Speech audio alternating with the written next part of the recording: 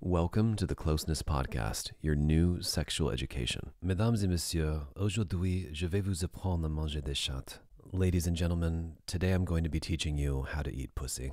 But before I do, and over the next hour, I want to give you a primer for how to get into the right mindset and how to present yourself for this sort of thing. How to think about sex and intimacy a little differently. How to think about initiation, assertiveness, confidence, and dominance differently. So before diving into more of the step-by-step instructions, which we'll get into in part 2 of this episode, and since you can find all sorts of tutorials like this online already, I thought it would be interesting to create an episode of all the different and unusual things that come up when you're going to go down on a woman, or even have sex with her. I want to help you explore some of the unexpected pitfalls you may encounter and help you understand some of the things a woman goes through in her own mind when she wants to be with you in this way. So, for example, there are many interesting things that can happen when you go down on a woman. She might get extremely quiet. She might scream and shout. She might clench a hold of the sheets or clench a hold of your neck. Her body might tremble, shake, and convulse. She even may start to cry or have a deeply emotional experience. She might squirt on you. She could get violently excited, thrashing about. She could bleed on you if you're using your fingers. She can get so worked up that she almost becomes a different person and starts speaking, breathing, and behaving in a way you've never seen before. Turning a woman on this way can be a very exciting thing for both partners. And the reality is, sex can be, and often is, a very emotional experience for a woman. It's not always just hot, passionate sex with orgasms and always being turned on and ready. Sometimes the tone is soft and tender and gentle, while other times it could be passionate and aggressive and primal.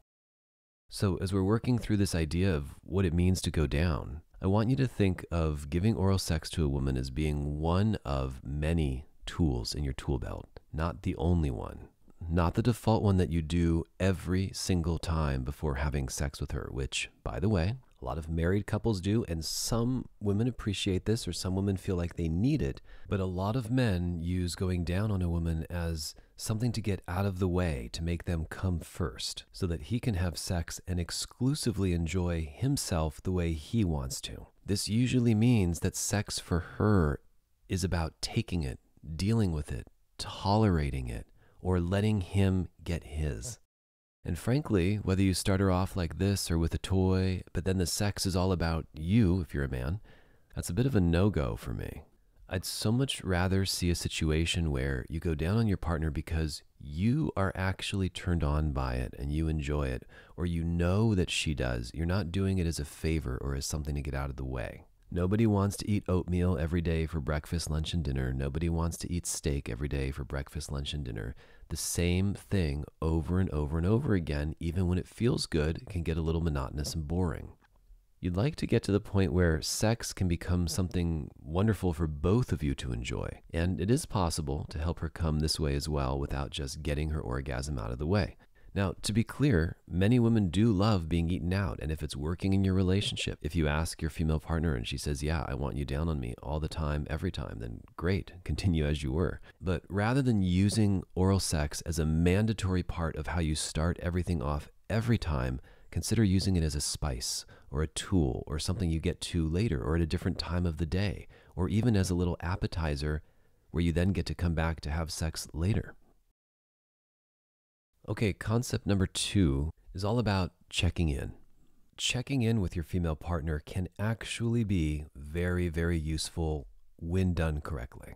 Let's say you're going down on your partner. You're licking, kissing, touching, fondling, whatever the case may be, and you're super into it, but you haven't been paying much attention because you're so focused on what you're doing. But when you look up at your partner and you look at her face, she's just sitting there being very, very still and quiet. Her legs are open, you're eating her out, but not much is happening upstairs. Or maybe sometimes you even notice that she's just looking down and to the left or kind of staring out into space vacantly. What do? How do you know if she's enjoying herself and relaxing into your touch, or if she's in fact really uncomfortable and just doesn't know how to say it?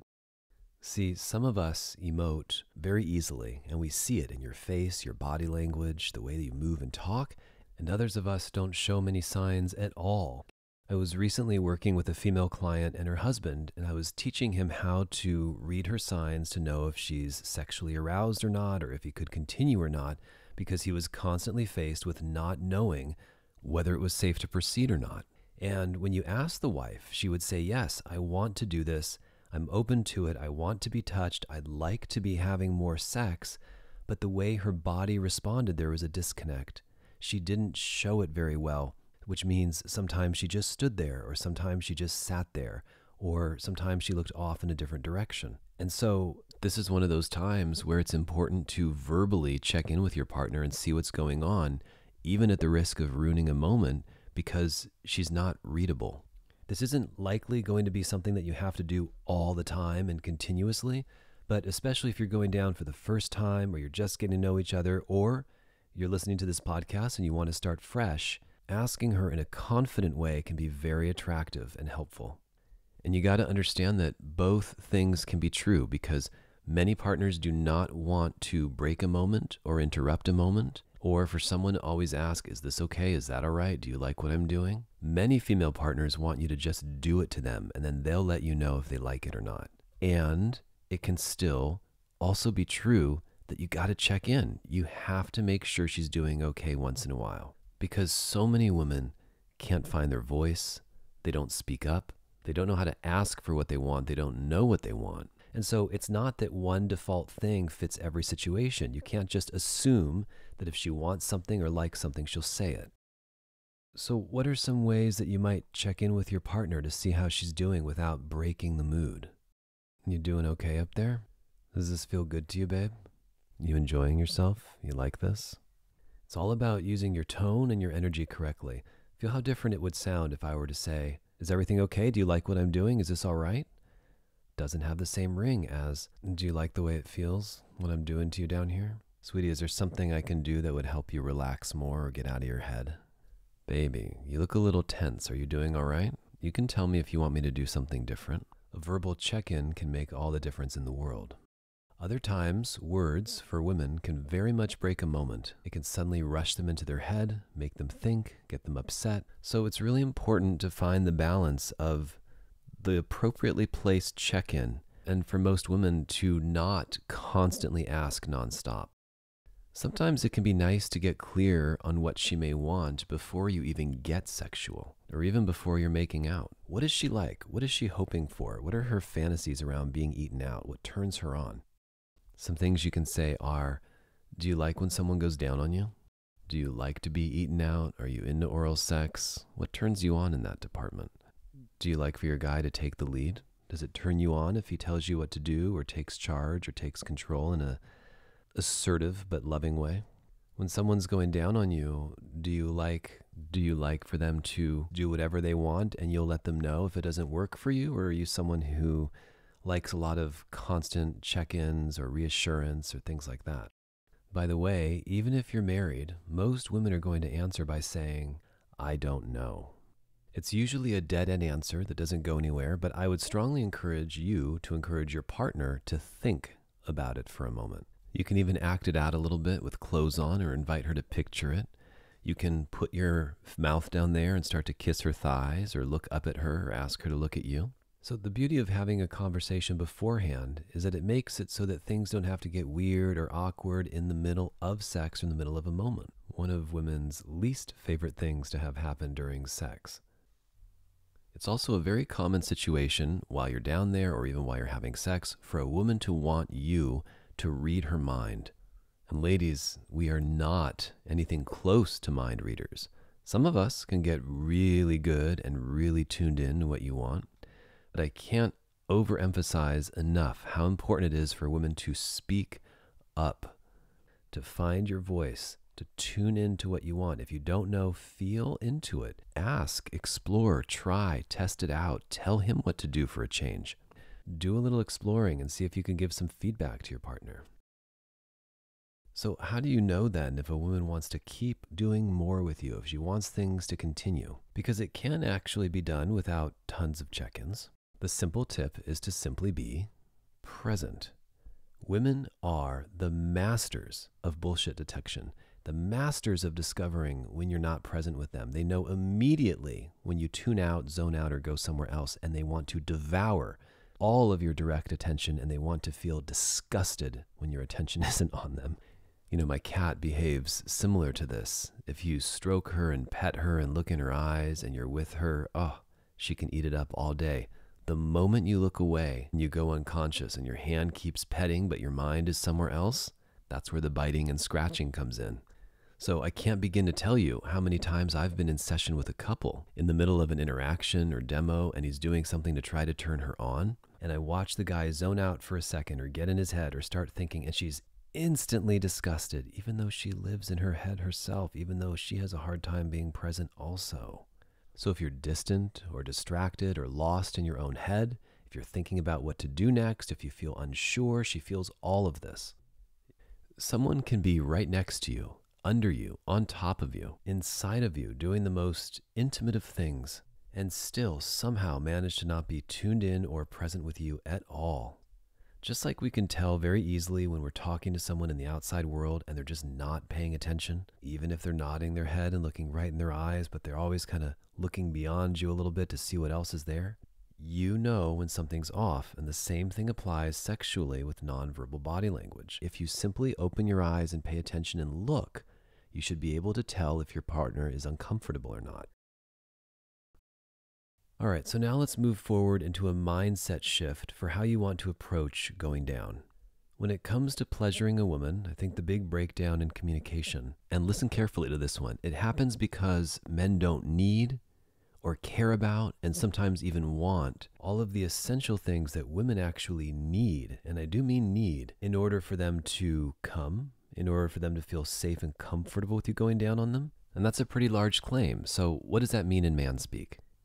If your wife, girlfriend, or whoever you find attractive came through the door one day, looked into your eyes, dropped to her knees, and wanted to give you a no-strings-attached blowjob, she just wanted you to drop your pants and put it in. No guilt, no shame, nothing you have to do afterwards, you're not cheating. Would you have any reservations about saying great, or hell yes, or yes please, absolutely? Of course not. If a woman you're attracted to just wants to go down on you, would you turn it down? Would you evaluate if it's in the other person's best interest? Would you want to consider her feelings? Would it matter if previous blowjobs made you feel a little uncomfortable in the past and therefore this one may not be that great and so therefore you don't want it? Do you feel like before she puts you in her mouth that you would need to hear several compliments from her or help cleaning up the house? Would you need to have your member be praised and spoken to and admired? What about loving reassurance? Would you need to hear that to know that it's okay, that it's safe, and that she can't wait to taste your talent? If she was on her knees, looking up at you right now into your eyes, would you stop her because you have certain body image hang-ups or don't quite feel comfortable in your own skin? Would you stop her from actually going down on you because you have an issue about how large or small or what direction your penis points? Would you need her to kiss 5, 10, 15 other places on your body first before she actually went down on you? Would you like to be teased, taunted, tormented, and forced to spend 10 to 30 minutes in a heightened state of arousal, but she still hasn't started tasting yet? I know some of you high-power execs would, but would you like her to hold it right in front of her mouth but do nothing? Just smile, just pretend to taste it, just look at you in your eyes like she's going to, but then not? Would you like her to lick it once or twice and then go to all these other areas on your body that had nothing to do with the actual blowjob first? Do you want her to hold back for a really long time, like an hour or two before any action occurs? Would you need to have your mind right and all of your other affairs in order and not be worried or concerned about other things going on in your day so that you can relax, including whether you feel anxious or not, where the kids are, or what you need to do later? Some of us, perhaps, yes. But for most of us, hell no. Most men do not need any of this, not one thing. They'd be more than happy to have a woman come in the room, fall to her knees, and just start. And this is how most men think about sex. It occurs to them, they're horny, therefore let's do it, without taking any time to get their partner warmed up. And women, most women just don't work this way. For many women, any combination of these, for some women, all of them, consideration, delaying, playfulness, teasing, checking in, making sure she's comfortable and safe and relaxed, attention, love, care, presence, all of this can be at the very least really nice, if not essential for a woman to have a really wonderful experience. So with that in mind, let's move into the next concept and spend a little bit of time talking about teasing. Full stop. Teasing, for most women, is one of the most potent ways for her to get excited.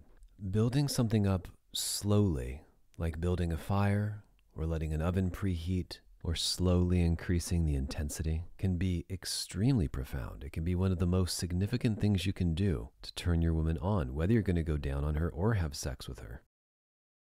When you build something up and make her want it or make her lean in toward you, when you're building anticipation, wetness, and excitement, and you consider the minuscule amount of teasing that women receive regularly because every guy alive either wants to get in it or thinks that what she wants is an instant orgasm, well, what a hero you can become with your mouth.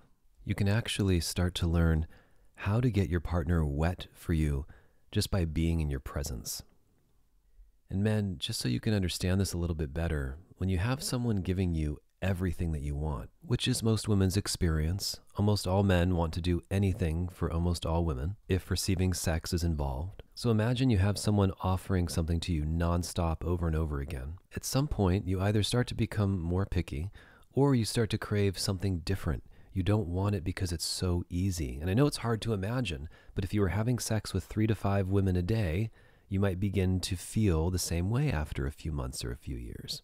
So teasing can actually wire her up to feel like she enjoys working for it, delaying it, holding off for it. How nice is that, as opposed to her making you wait and delaying gratification for you?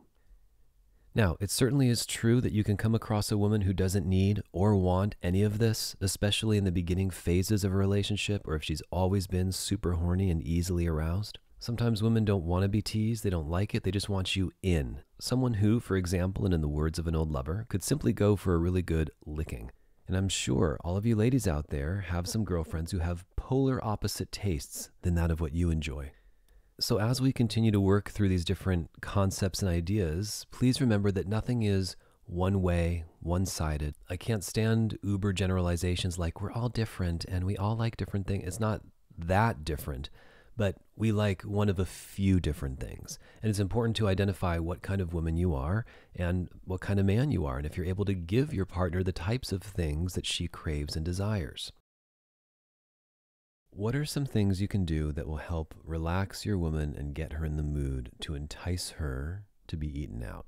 How can you make her feel comfortable about being in her most vulnerable and most exposed position with you later on?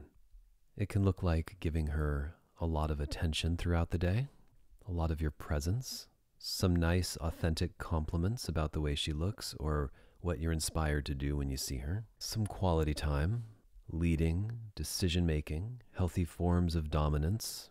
To learn more about that, please see additional episodes. Masculine presence, your calm, confident, assertive way, and then listening to her, tuning in on all levels will also prepare and excite her for oral sex.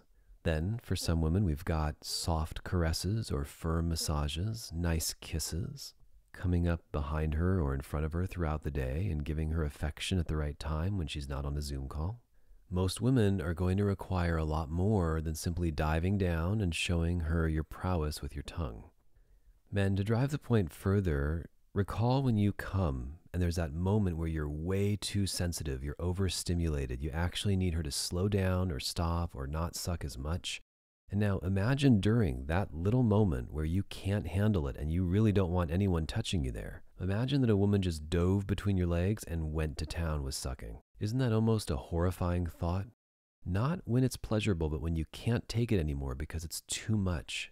Regardless of who she is, doesn't the idea of someone doing that against your will when you can't handle it and don't want it feel a little bit violating? Well, that's what it's like for women if you just dive down there, expose her clit, and start sucking on it fervorously. It can actually be really jarring, alarming, and shocking for her. Sometimes if a woman doesn't want something, she's not going to snap her leg shut or push you out or eject you completely. You may have to look for more subtle signs that she's uneasy or you're not doing something right. Some women would sooner fake an orgasm than actually tell you what you're doing is wrong or doesn't work for them. So then, what are some of the signs you can use to tune in and read her and see if she's being fully present with you? First of all, you might notice that she's just a little uneasy or not really relaxed. She's laying there, she's going through the motions, but you can tell she's tense. She might seem unusually quiet. She might not seem like herself, or she's just being unusually shy. You might notice some quick, abrupt, or agitated movements. She might look like she's somewhere else or lost in thought. You might see her bat her eyebrows as she looks around in different locations. You might notice some very obvious retorts when you ask her questions like, "Are you doing okay?" And she says, "Yeah. Yeah, I'm fine." And then there's some of the more obvious ways a woman can show disinterest, such as looking in the other direction and not paying attention to you or anything else that you might be doing, looking off at the wall or the mirror or at the bedroom door. And that's really sad because that should be really obvious and overt. And many women report to me that this is how they actually have sex, and men don't pick up on it. They just don't care. You don't want to get to a place like that, especially when you're going down on someone. You want to make sure that she wants you down there and welcomes you. Another helpful analogy is the concept of cat people and dog people. To me, it often seems that cat people love all animals, while dog people have a strong prejudice to their dogs. And this is quite a shame because that means that often dog people have no clue what to do with a pussycat. They don't know what to make of them. Sometimes they find them annoying or disgusting. Some think they're too arrogant or can't handle being near them. Some come in and ruffle them up like they're a dog and then promptly get smacked or bit, and rightly so, frankly. But at the core of all this is not understanding feline nature, and women are no different because cats behave most similarly to women. And women like to be touched, teased, played with, and interacted with in the same way that cats do.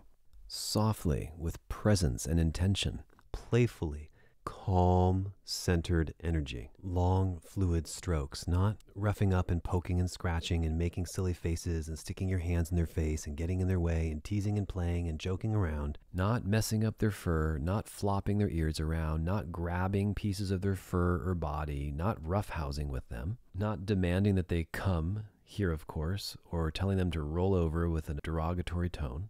Come, yes, stop, sit, don't, heel. All of this control and silliness we like to exert over canines, and then we assume and think that somehow women and cats would also like this. Every once in a while, someone will come over and just stick their hand in my cat's face, or flaunt it about, or yank it back quickly because it just went to smell the hand that you stuck in its face. And you watch people's energy shift and get freaked out, and then the cat wants to attack or bite or run away. And once again, women are the same way. If you come stick your hand or your dick in their face, or you're teasing them or taunting them or making fun of them, they bite, scratch, yell, and run away. What do you suppose are some other places that men might stick their finger in and then quickly pluck it out abruptly without any awareness or consciousness? In clinic, I hear so many stories of men who get in their women's faces. They run over to them and stick their hands in their face, tease, swat, play, and I don't mean tease in the sexual way. And then sometimes men are super submissive with their partners and then act amazed when these women don't want to be touched. There's a way that just works with women and cats, and when you unlock that, then you're in with almost all of nature's creatures. To understand feline body language, however, takes more time. It's not as overt and obvious. It takes more focus and energy, but the result is always going to be worth it. So when you're going down on your partner, are her eyes darting all over the room? Is she making quick, sharp gestures? Is her body language closing off? Is she trying to avoid eye contact with you? Playing with a dog is effortless because it doesn't require presence and it doesn't require that you pay attention. If you want to be successful with a woman, on the other hand, you've got to pay attention. You want your woman to associate you with pleasure. When she thinks about being turned on, when she thinks about sex, you want her to think about you. In order to achieve that, and I know this may sound groundbreaking to some of you, you should actually really, truly, genuinely like her. And I don't mean physically, and I don't just mean her boobs or her butt, not just her pretty face or dazzling personality. You should actually like her as a person. You want to like the entire package, the way she's made, the way she looks and tastes down below. Because if you're not attracted to her, if you're not drawn to her in that way, she's going to feel it no matter how much you lie or try to compliment her on it. It's also important to be attracted to her pheromones, her scent, her energy, taste, and yes, even viscosity when she gets wet. Why? Because if your only desire is sex, you're just horny and you want to have sex with anyone, or you've only found one cute aspect about her that's drawn you in, Or maybe she's the only person you could find in the moment or who is willing to have sex with you. Maybe you just want to practice or get it done, or maybe you have no emotional involvement or actual interest in her, and maybe you just want to come. But then, when it actually comes time for you to go down, her smell turns you off, maybe her taste, maybe the way she looks down there isn't appealing to you. You just can't hide things like that. That's going to shine through. And women already deal with so much insecurity. Gosh, about their thighs, their legs, breast size, if they're bloated, if they're on their period, if they haven't waxed or shaved, how they feel compared to how they know they used to look, if they've gone to the gym today, if they've gotten any ingrown hairs or shaving bumps, if they're not happy with their tan lines, or maybe she's feeling a little bit sluggish today. Did she leave the house without makeup? Maybe she's just wearing her sweats today. Maybe she's wearing that terrible underwear that's all stained up down there. Maybe she can't stand the way she looks down there. And we haven't even tipped the iceberg on emotions. Is she feeling anxious or depressed today? The last thing a woman needs is to know that you're with her or that you're having sex with her because you like a body part, but you're actually not into her. Or maybe you're not really attracted to her and you don't really like her. For me personally, I actually very much love knowing how she tastes, smells, how her energy mixes with mine. If we have chemistry, there's a difference between having great chemistry and also liking the way someone tastes. But in order to do that, in order to truly enjoy the way someone smells or tastes, they've got to take really good care of themselves hygienically. So let's take a moment to go someplace that most people aren't willing to go. Sometimes someone's scent could feel a little strong or unpalatable for you. And this is a really sensitive subject, so let me say a few more things here. Of course, no one should ever be shamed for how they smell, look, or taste. But there's a huge difference between someone's natural scent, which might be a little more pungent or strong for some, and then actually having something wrong down there, like yeast or bacteria vaginosis, a urinary tract infection, or just an imbalance of sorts, or just not being cleanly. One of the most sensitive and dangerous things you can say to one of your partners is to let them know how they taste or smell, if it's less than stellar. So in cases like this, if it comes up, your delivery is key. So first thing to know is most people on the planet don't really want to hear any critical feedback about their body unless it's sweet, friendly, and wonderful. Because generally, you'll wind up creating a lot of insecurity or a complex, especially if you tell this to a woman. It's too bad. We should be able to speak candidly, sometimes bluntly, and at least directly, but often this is just not the case.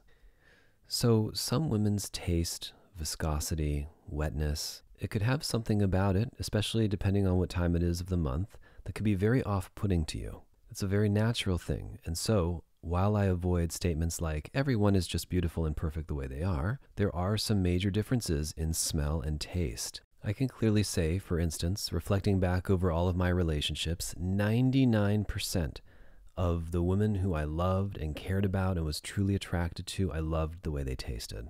There was only one who didn't, and I could never fully trust her. Interesting stuff. When you pick someone that you like, or someone who you enjoy on a deeper level, it can be intoxicating. She could smell so sweet, she could taste so delicious. And so a vagina should never smell of an extremely strong or pungent odor. Even at certain times of the month, it shouldn't be nauseating or make you feel like you want to gag or choke. I know we're talking about sensitive stuff here, but it's true, and it's important to be able to recognize what a woman's natural scent is, which again could be a little off-putting or a little fresh or musky, or maybe she needs to rinse off, versus something where there's an actual problem that needs to be looked at, because it doesn't always show up visibly. You want to know what's healthy and what's not versus what can be a potential health risk for both of you. And then for ladies, if you're listening, number one, not having great chemistry with one man does not mean there's something wrong with you, or him for that matter. And if you yourself can smell yourself down there, or you smell that wafting up when you take your pants or underwear off, it may be worth going to check it out. In fact, I've sometimes been shocked at how a woman can allow a scent to permeate the entire room or the entire house and not recognize it herself, or not think, that's a little odd. Maybe I should have that looked at. So, gentlemen, if you're the one going down and something's really putting you off, turning you off, or you're really sensitive to it, you're not really sure whether it's her natural scent, or it's just because she hasn't showered today, or if it's something worse. It's very tricky territory, but like with most things, I would err on the side of something between two extremes. On the one side, you might have freaking out, calling it out, insulting her, teasing her, making fun of her, and that's going to be absolutely disastrous. And on the other hand, you have going through with it all, pretending it doesn't bother you, going down anyway and having sex.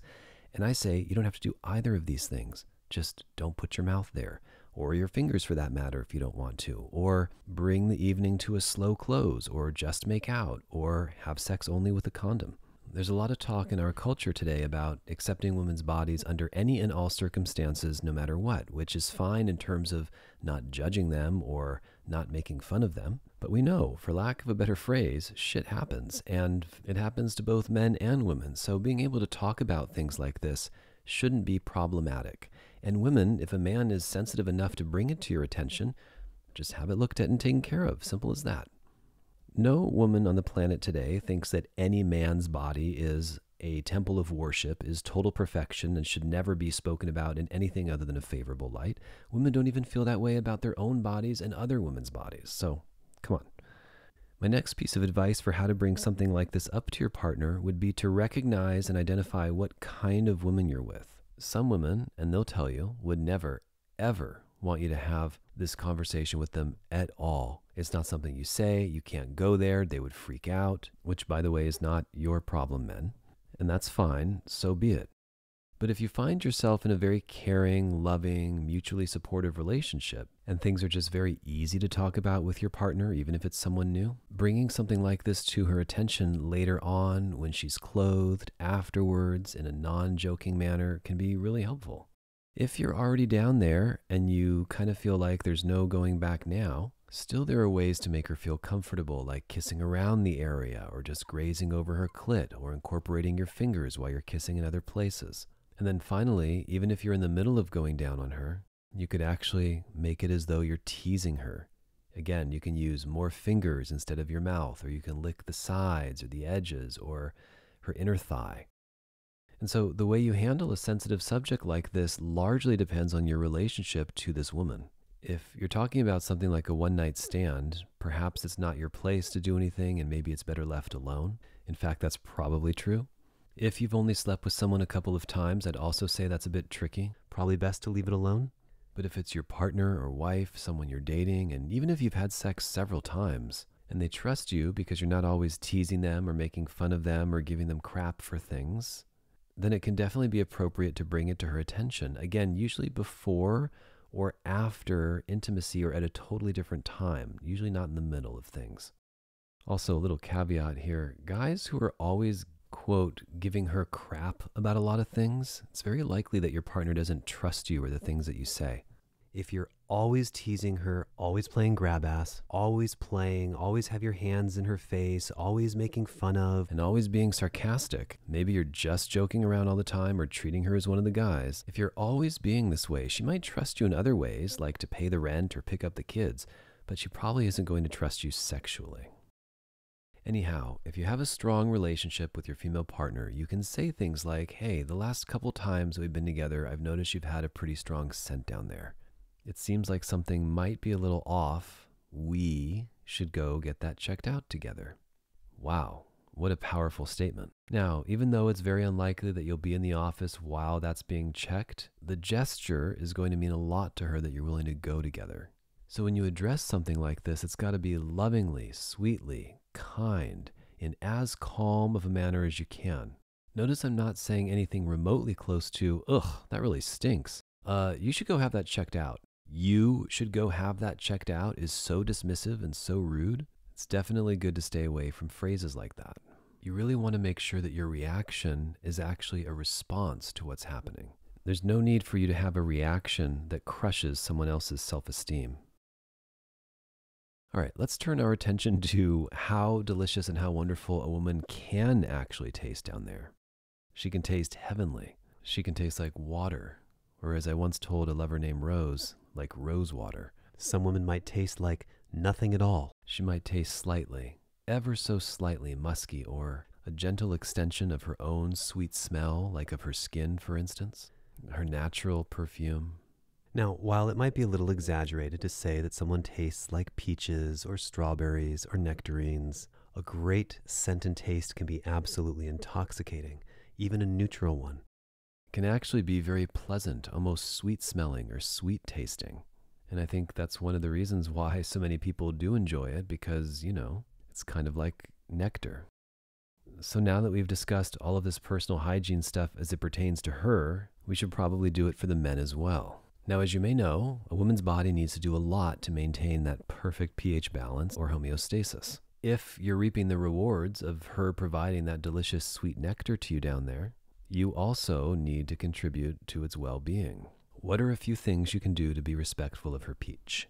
Number one, if you don't already own a tongue scrape, I would strongly recommend buying one and checking out a video or two on YouTube. It's a wonderful way to clean your tongue multiple times a day, as often as you'd like. Number two, brush your teeth well and even brush your tongue.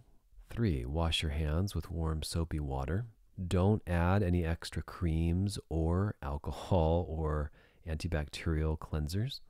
Number 4, you'll want to cut your fingernails pretty darn short so that they don't scrape or scratch easily. 5, you can clean your fingernails. 6, use mouthwash. And then, depending on her sensitivity to razor burn, you might even consider shaving if she's sensitive to stubble or your beard. Try thinking of the inside of her similar to the inside of your mouth, and that's not a place that you want to get scratched up. Don't you want to give your partner the benefit and respect of you being clean so that she can not only trust you more, but her body can stay working the way it should for months and years to come? If you're really into your partner and you love them and you find her attractive inside and out, it could be a really good time to tell her how you feel about what you're looking at down there and how you feel about her. You can do this orally or verbally. You can speak out to her how delicious she tastes. Fuck, you taste so good. How beautiful she looks. How much you love going down on her. I can't get enough of it. All of these things, these auditory cues, compliments, reassurance, sounds like, God, you taste so good. Things like this go a really long way to make your partner feel comfortable while you're down there. The next thing I want to talk about is what arousal does and does not look like in a woman, so you can be aware of these things when you're going down on her. Here's what it doesn't look like. It doesn't look like porn. What types of things do you notice when you watch porn? Are they happy, sweet, playful, loving, connected, centered, present? Is the guy there for her or really into her? Is she actually even coming? Is she enjoying herself? Is she putting on a show? I mean, really, is anyone doing anything in porn these days that isn't cheating, having sex with your stepbro, or getting stuck in a washing machine? In porn, you generally see two emotions that get expressed regularly: anger and extreme dominance. I'm not saying aggressive and hot can't be fun in the right context. It almost always is, but it's usually not the starting place, whether you've been in a relationship for a while or you're just starting to see someone. Even the way men eat women out in porn with this like rapid fire tongue flicking back and forth and the eat this effing pussy and all these commands coming out almost like a female military sergeant when she's telling him how to do it. It's really another universe, and most women do not want anything to do with that. But some women do like it rough, and many women do like to be dominated, and many women don't mind if you lay them down, open their legs, and go to town. But I want to draw the distinction with eating out where you need to start gentle, because your heart has to be in it. There has to be a little bit of care or respect for the person. Again, outside of BDSM or certain scenes that you're acting out, or sort of knowing that you're with that kind of girl where you can skip all of that. But most women don't want to feel massively disrespected. Some women love to be told what to do, but not in a militant or degrading way. It's more of a leadership. Come over here, sit down, come down on your knees, open your legs, not barking orders in a cold and distant way. When it comes to eating your girl out properly, you want to help her feel safe and you want to help her relax first and foremost. Then all of these other more intense and delicious emotions can come in, but you've got to set a tone. When you're just starting to go down, you don't want her swearing up a storm or extremely tense in her throat or barking orders at you. The idea you want to think of is softness, her melting into you, melting into the bed, her throat soft, her legs soft, being able to really let go and drop into the experience. You want to get her into her body and out of her head. How do you keep a woman out of her head? One way is to not do certain things in the bedroom, such as asking unnecessary questions that are going to get her right back into her head, like, did you come? Are you close? Are you there yet? Are you going to finish soon? Staring is another one. The difference between staring and gazing. If you're staring down there or looking at her face is going to make her get really self-conscious. If you yourself have blank robotic expressions, or you're just sort of scowling at her or just looking surprised or unsure or nervous, that's going to get her into her head. A lack of confidence or you not being comfortable in yourself and what you're doing brings a woman right to her head. You want to avoid switching up your technique too often and too frequently, especially if she's enjoying something. Doing something different every few seconds can be a little jarring. Now, the truth is, we all live in our heads a little bit. As much as we want to say we live in our hearts, we reside up there. Maybe you can't truly get someone out of their head, but you certainly can redirect their attention and shift her focus, and that in itself is going to be a big step for you. For me personally, getting a woman out of her head means something like soothing her, softening her, helping her melt, putting her attention on pleasurable things, being present with her, confidently showing her you're going to give her a wonderful experience, and then being patient, calm, grounded, centered, rooted. All right, so with all these concepts and philosophies out of the way, what's one of the most important things you can do to a woman when you're down there on her? Teasing her out. Earlier, you may recall that we were talking about how many men don't enjoy being teased, having sex held back, making us wait for it or making us beg for it. For women, on the other hand, this tends to be the complete opposite. The more that you can take your time working your way from the outside in, getting her a little worked up and then pulling back, the wetter it often is for her, or the better.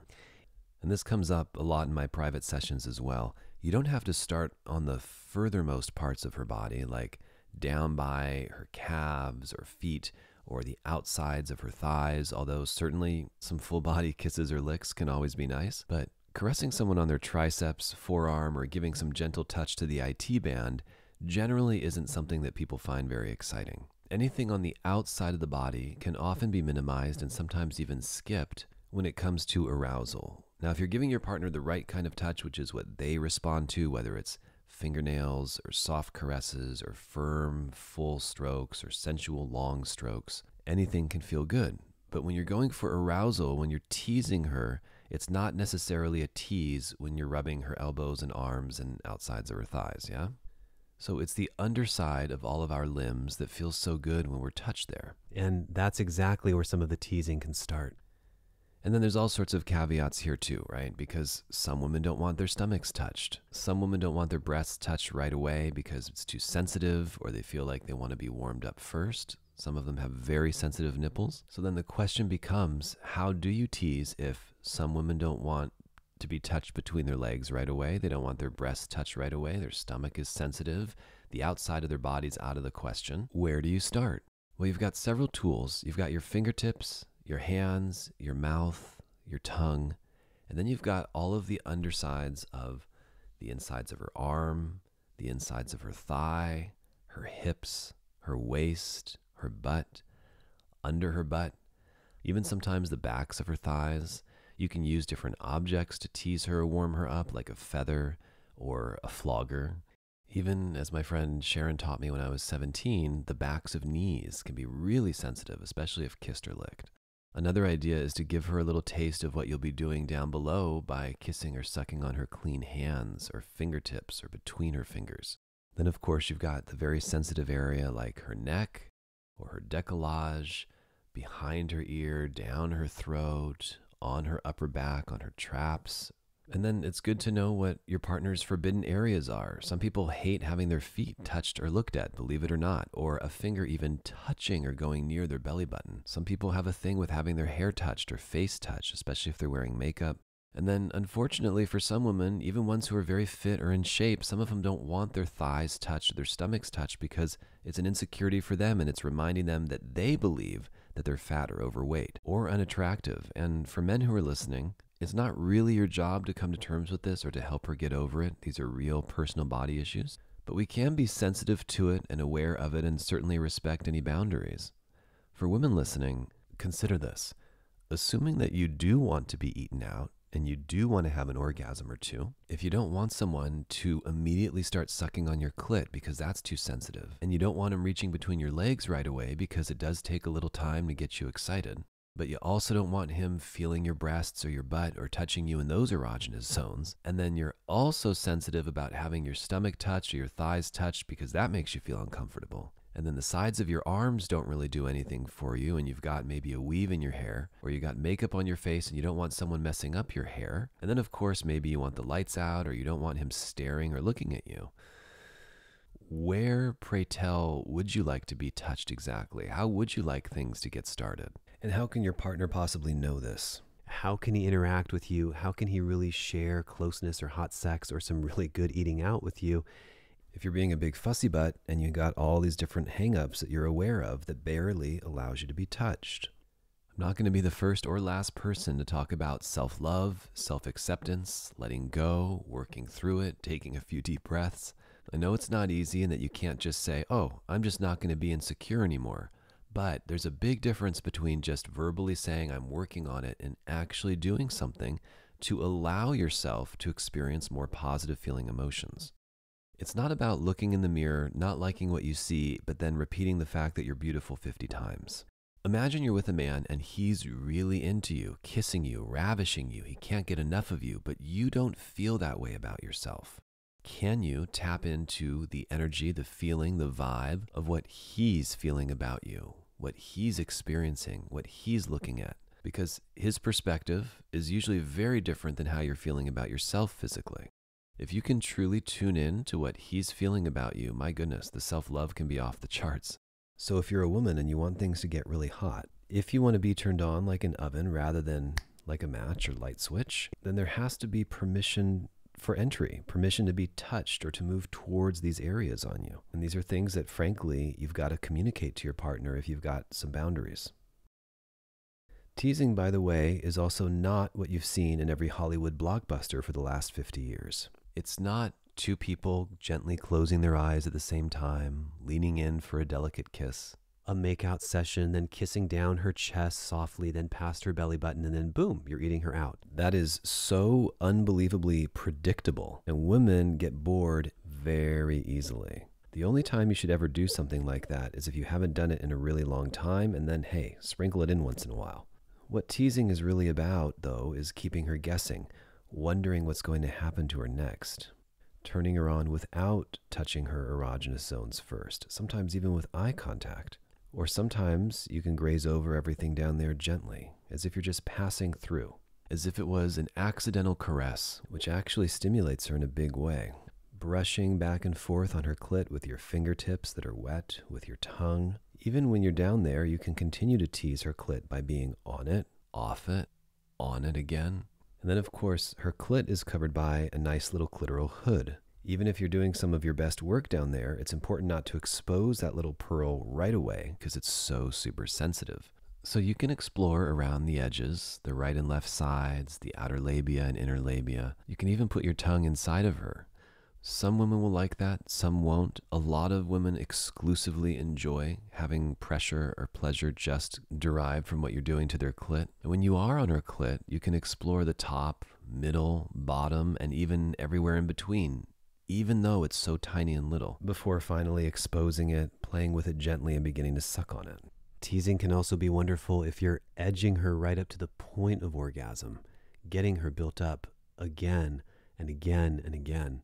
You're getting her right up to the point where she's going to spill over and then stopping, and then building her back up again and again. If you're not sure of your technique or sure that you can build her back up again, perhaps teasing may not be for you immediately. And then some women also have a very difficult time reaching orgasm. So teasing can work for many, but not for others if it's just a frustrating exercise that she's almost there and then you're pulling out and you're almost there and pulling back again. So teasing can do two things. It can help build her up more and more until she gushes over, or it can be really disappointing for her because you almost got her there and then she lost it again and again.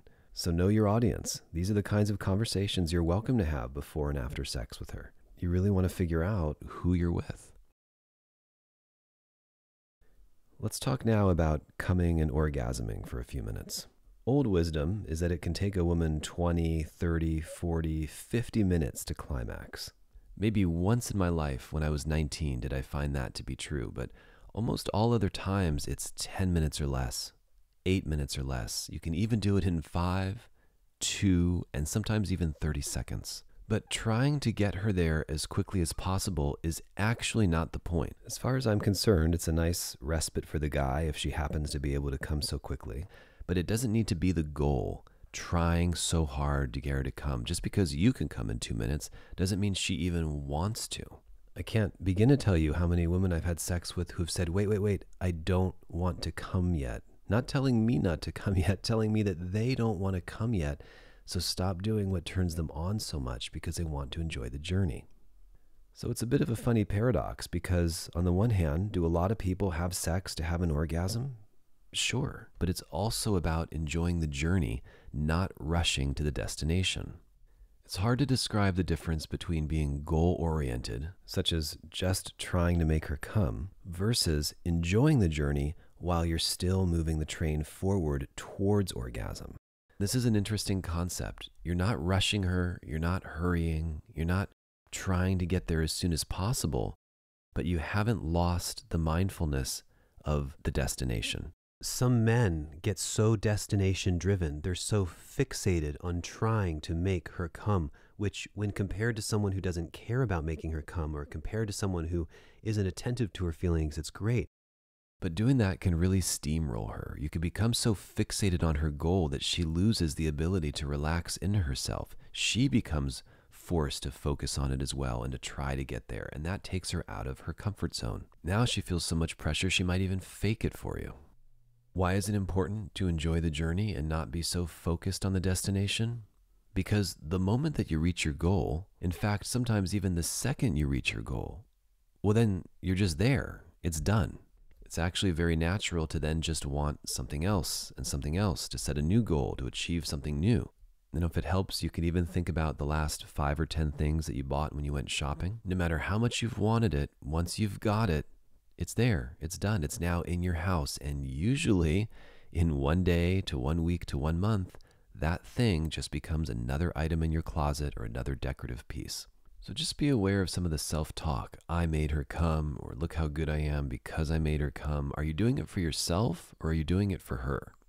So fellas, the next time you have sex or oral sex with your woman, see if you could do it from the place of not coming from your ego or performance, your skill, how good you are, how quickly you made her come with just your finger. Because you didn't really make anything. You facilitated a process that her body allowed. And having sex with the goal exclusively being orgasm is kind of limiting with how far you can take a woman, because you can explore realms of love, spirituality, connection, depth, and growth. What then is the takeaway from all of this?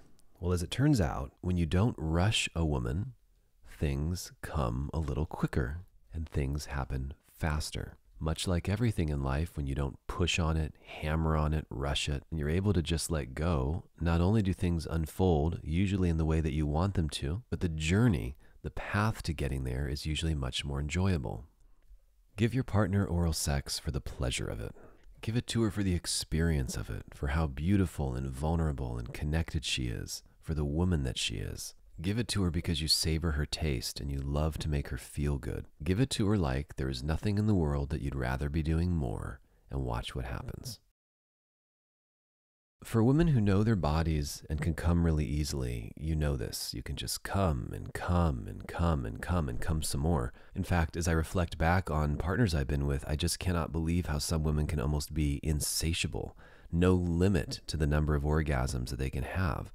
But for those women who are in the process of finding your first orgasm, or maybe it takes you a really long time to get there, or maybe you're able to get there on your own, but not with someone else yet, this is where you really want to try to let go of the idea of putting pressure on yourself. It's wasted energy worrying if your partner might be disappointed that you haven't yet, or putting pressure on yourself to rush.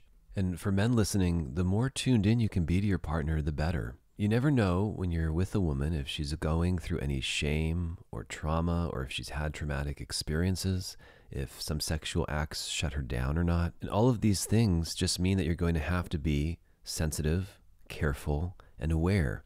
But the interesting thing, no matter what woman you're with, is that your sensitivity and carefulness does not need to read as uncertainty, incompetence or lack of confidence, you still want to maintain that thread of certainty throughout whatever you're doing, even if you're being patient and slow and understanding. And then on the other end of the spectrum, sometimes you come across someone who's extremely sex positive, someone who's so open with her body that she's willing to do almost anything sexual, which of course can be very fun. You can spend a lot less time having to be so cautious or careful and really be in the moment. When someone is more relaxed, comfortable, and free with sex around you, it's a lot easier to be more experimental, open, and free. But you gotta be careful to not expect all women to be like these types of women. And there's no rhyme or reason as to whether you're gonna come across one or not. You can come across the most shy, nervous, insecure girl, but in the bedroom, she can be a total freak. But I think the mistake that men often make in sex is that they meet someone early on in life who just had random sex with them, or they dated a prostitute or an OnlyFans girl or a stripper, or they happened to have a couple experiences that were very short-lived where the women were very sexual, and then they expect their girlfriend or long-term wife to just keep responding that way for the rest of her life, and that's just not how it works. So with everything we've been speaking about thus far today in this sort of primer or preparation to go down on a woman, what are some of the takeaways to get her to such a heightened state of arousal that she can't wait for you to get your mouth on her? Breathe more than once. Take your time. Be present with her. Listen to her not just by what she's saying, but how her body's responding to you. Give her sweet, authentic compliments about what you like and what you're enjoying. Look, but don't stare. Gaze into her eyes. Tease her, excite her, build up her orgasm. Let it calm down a little bit and then building her up again. You could spend some time in a good make-out session. You can explore all of the innermost parts of her body with your fingertips or tongue or both. You can kiss and bite her neck, run your fingers through her hair, and tug at her hair gently up at the roots if you have a fistful of it. You can give some bites. Some women like soft, light, gentle touches, others more firm and assertive. And then, of course, most women are going to respond very well to what I call healthy dominance. This is the idea of a man taking the lead, knowing exactly what he wants to do to her, but he's still tuned in enough to be receptive to her changes and shifts. He can follow her flow. It's not only about his program or all about his lead, even though that might be the dominant characteristic. Healthy dominance comes from the heart. It's not controlling. It's not based in the ego. Being assertive, leading a woman, and taking her on a sexual journey can be one of the most powerful, sensual, and sexually gratifying gifts that you can give a woman. All of this starts with getting her to feel safe with you, trust. When she knows that she can give herself to you fully, that's where the magic starts to happen. And then this in turn allows you to be dominant with her, but there's permission there, there's consent. Your brand of healthy dominance doesn't force or make her become submissive to you unless you've got some sort of role-playing thing going on. But her trust, her love, her safety around you, that's what allows everything to blossom. And then you can build it up and up and up and get it as intense as you want from there, but it has to start with a foundation of trust. So for example, do you know what your partner's boundaries are before taking her to those edges and limits? Have you ever talked about it? Sometimes you think you have an idea of something that you know, but as you start to think about it or even verbalize it, the whole thing comes undone.